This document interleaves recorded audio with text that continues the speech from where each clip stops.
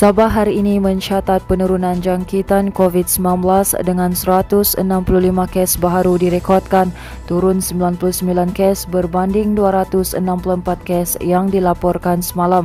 Jurucakap Perkembangan Harian COVID-19 Sabah, Datuk Seri Masidi Manjun berkata penurunan itu didorong penyusutan kes yang agak besar di beberapa daerah. Masidian juga Menteri Kerajaan Tempatan dan Perumahan Negeri berkata daerah lain hanya mencatat perubahan pada kadar satu angka atau kekal seperti catatan semalam. Katanya secara keseluruhan sebanyak 7 daerah mencatat kes 2 angka hari ini dengan kes tertinggi di Kota Kinabalu iaitu sebanyak 33 kes. Sementara itu, kerajaan negeri mengarahkan pasukan keselamatan untuk turun ke kawasan dilanda banjir selain diminta bersiap sedia di semua kawasan berisiko tinggi banjir di Sabah bagi membantu mangsa. Ketua Menteri Datuk Haji Jinor berkata kerajaan negeri turut menyegerakan bantuan makanan kecemasan untuk diagihkan kepada mangsa oleh agensi yang diberi tanggungjawab.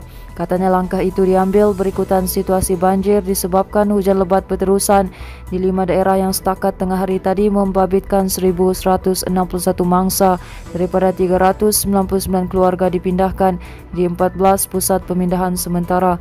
Beliau berkata jawatan kuasa pengurusan bencana negeri setakat ini mengaktifkan 14 PPS iaitu 7 di Kota Marudu diikuti Telupit, Paitan dan masing-masing 1 PPS di Beluran serta Sandakan. Haji Ji turut memberi jaminan aspek keselamatan rakyat diberikan keutamaan tertinggi oleh kerajaan. Namun katanya rakyat juga perlu mengambil langkah berjaga-jaga.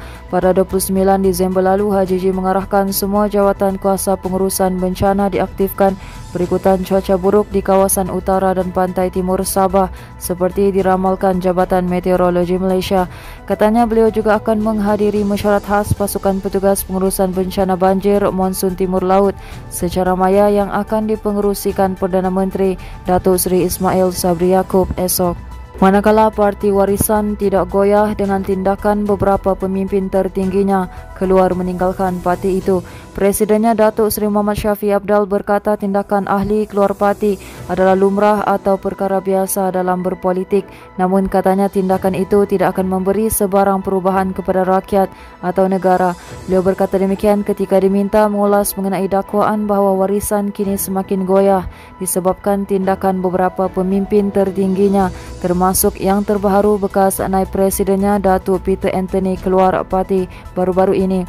Sementara itu mengulas berhubung tindakan yang bakal dikenakan terhadap Peter, Muhammad Syafiee berkata beliau memahami situasi yang dihadapi ahli Dewan Undangan Negeri melalap itu.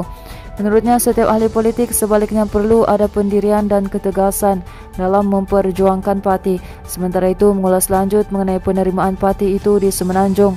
Muhammad Syafiee berkata ramai yang menyatakan keinginan untuk menyertai Warisan.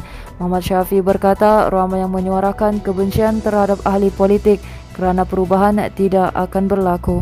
Berita seterusnya, mangsa banjir di Sabah terus mencatat peningkatan dengan seramai 1,249 mangsa ditempatkan di 15 pusat pemindahan sementara.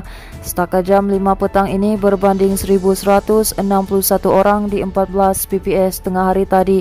Berdasarkan laporan terkini, Angkatan Pertahanan Awam APM PITAS menjadi daerah terbaru dilanda banjir dengan seramai 10 mangsa dipindahkan di PPS Sekolah Kebangsaan Salim Podon setakat ini. Jurucakap APM Sabah berkata ia menjadikan sebanyak 15 PPS dibuka setakat ini yang menempatkan seramai 1,249 mangsa banjir daripada 432 keluarga. Katanya sebuah lagi PPS di Telupit turut dibuka iaitu Dewan Kampung Bauto membabitkan 3 mangsa manakala 2 PPS sedia ada iaitu Dewan Kampung Bakong-Bakong dan Dewan Kampung Rancangan Nangoh. Selain itu di Beluran seramai 38 mangsa ditempatkan di PPS Dewan Kampung Belaban Jaya, manakala di Sandakan seramai 61 mangsa ditempatkan di PPS Masjid Nur Iman Sungai Memanjang.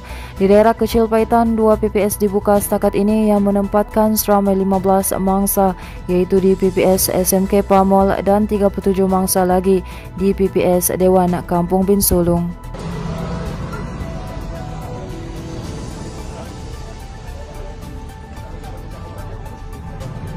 Baiklah, ini merupakan berita terakhir dari kami di mana seorang lelaki ditemukan lemas manakala seorang lagi masih hilang berikutan banjir yang melanda daerah Beluran sejak 2 hari lalu.